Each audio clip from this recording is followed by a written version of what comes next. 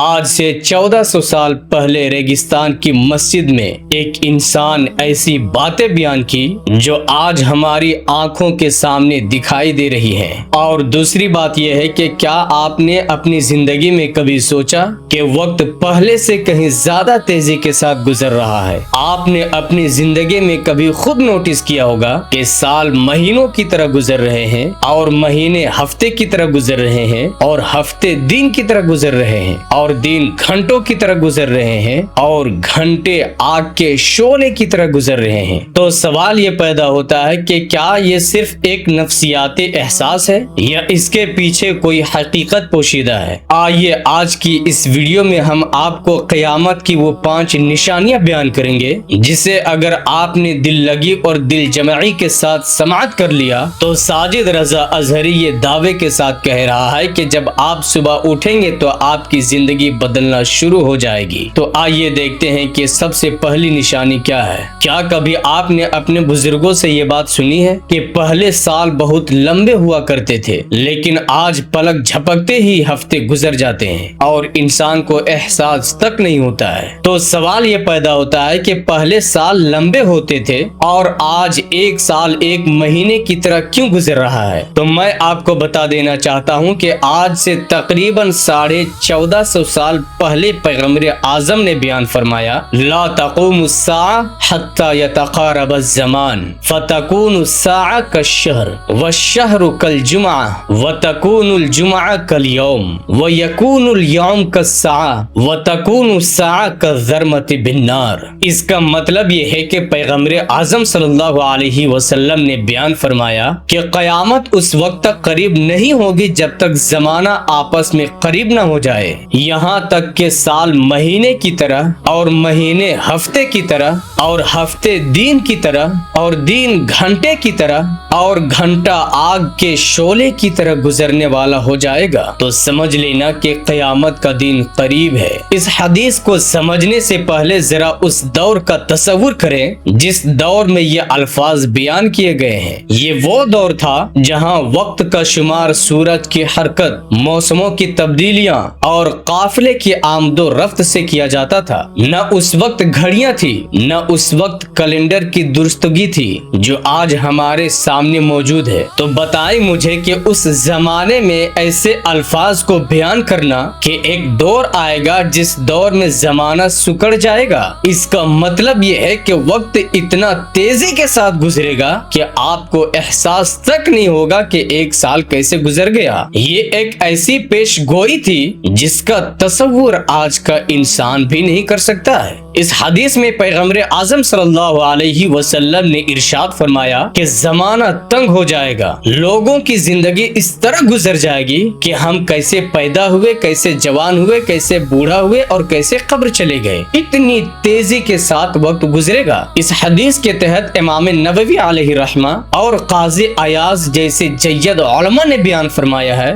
اس سے مراد یہ ہے کہ وقت میں برکت کم ہو جائے گی۔ دوسری نشانی اس سے بھی زیادہ حیران کرنے والی ہے۔ تو میں آپ سے پوچھنا چاہتا ہوں کہ کیا کبھی آپ نے دبئی کے برج خلیفہ کو دیکھا؟ کیا کبھی آپ نے سعودیہ عرب میں تعمیر ہونے والے جدہ ٹاور کے بارے میں سنا جو دنیا کی سب سے بلند ترین عمارت بننے جا رہا ہے؟ کیا کبھی آپ نے سنا کہ عرب دنیا جو خیمے میں رہتی تھی، جو اونٹوں اور بکریوں کے بال سے بنائے ہوئے گھروں میں رہتی تھی، آج وہی عرب دنیا پوری دنیا سے آگے نکل گئی ہے؟ اگر آپ تاریخ کے کتابوں کو جب پلٹیں گے تو آپ کو معلوم ہوگا کہ اسلام سے پہلے اور اسلام کے بعد عرب میں لوگ خیموں میں رہتے تھے، عرب کے لوگ ننگے پر رہتے تھے اور بالکل ایک سادہ زندگی گزارتے تھے۔ تو پیغمبر اعظم صلی اللہ علیہ وسلم نے ارشاد فرمایا ان تلد الامۃ ربتها وان ترى الحفاة العراة العالى رعاء الشاء يتطاولون في البنيان، یعنی قیامت کی نشانیوں میں سے ایک نشانی یہ ہے کہ لونڈی اپنی مالکن کو جنم دے گی اور تم دیکھو گے کہ ننگے پاؤں، ننگے بدن، محتاج اور بکریاں چرانے والے لوگ اونچی اونچی عمارتیں بنانے میں ایک دوسرے پر فخر اور مقابلہ کریں گے۔ آج آپ اپنے آنکھوں سے خود ملاحظہ کرتے ہوں گے کہ آج لوگوں نے دکان، مکان اور دولت کے چکر میں اپنی زندگی کو تباہ کر دیا۔ آج لوگوں نے مکان بنانے کے چکر میں اپنی جنت میں آگ لگا دیا۔ آج لوگ آپس میں مکان بنانے کا مقابلہ کر رہے ہیں۔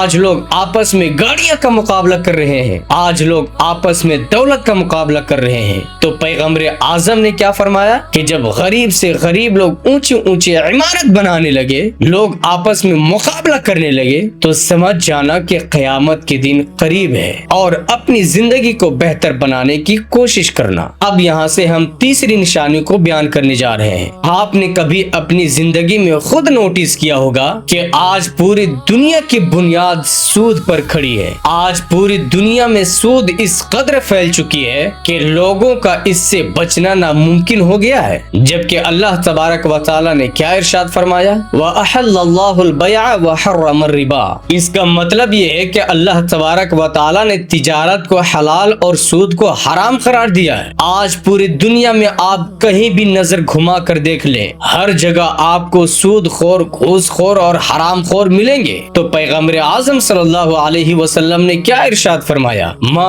ظہر فی قوم الربا والزنا الا احلوا بانفسهم عقاب اللہ۔ اس کا مطلب یہ ہے کہ جب قیامت کے دن قریب آئے گا تو سود اور زنا اور بے حیائی عام ہو جائیں گے۔ اب یہاں سے چوتھی نشانی بیان کرنے جا رہے ہیں۔ اللہ تبارک و تعالی ارشاد فرماتا ہے لا تقربوا الزنا۔ اس کا مطلب یہ ہے کہ زنا کے قریب نہ جاؤ، اور آج پوری دنیا میں زنا عام ہو چکی ہے۔ آپ ذرا خود تصور کریں کہ ہمارے ہندوستان میں آئے دن گینگ ریپ کا گھٹنا ہو رہا ہے، آئے دن زنا کے کیسز آ رہے ہیں، بے حیائی، بے پردگی اور بے شرمی عام ہو چکی ہے۔ پیغمبر اعظم نے کیا کہا کہ جب زنا اور بے حیائی عام ہو جائے گی تو اس کا مطلب یہ سمجھ لینا کہ قیامت کا دن قریب ہے۔ اب یہاں سے پانچویں اور آخری نشانی ہم بیان کرنے جا رہے ہیں۔ پیغمبر اعظم صلی اللہ علیہ وسلم نے ارشاد فرمایا یتقارب الزمان ویقبض العلم کذا کذا۔ تو صحابہ کرام نے بیان فرمایا یا رسول اللہ وما الحرج؟ قال القتل القتل۔ اس کا مطلب یہ ہوا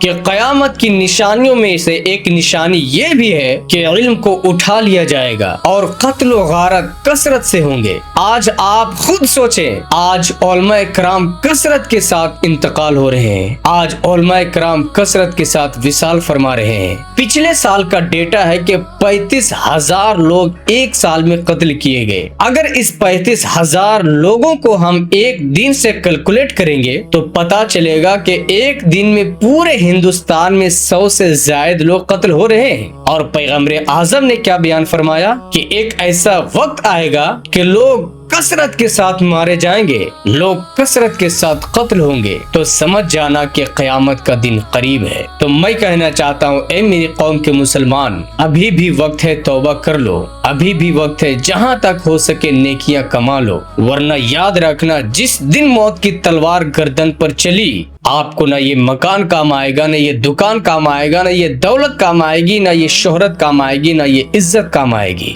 آپ کو صرف آپ کے اعمال ہی کام آئیں گے، اس کے علاوہ کچھ کام نہیں آئے گا۔ اس لیے وقت ہے ابھی بھی دنیا کی رنگینیوں سے نکل کر اللہ تبارک و تعالی کی عبادت کو کثرت کے ساتھ کریں۔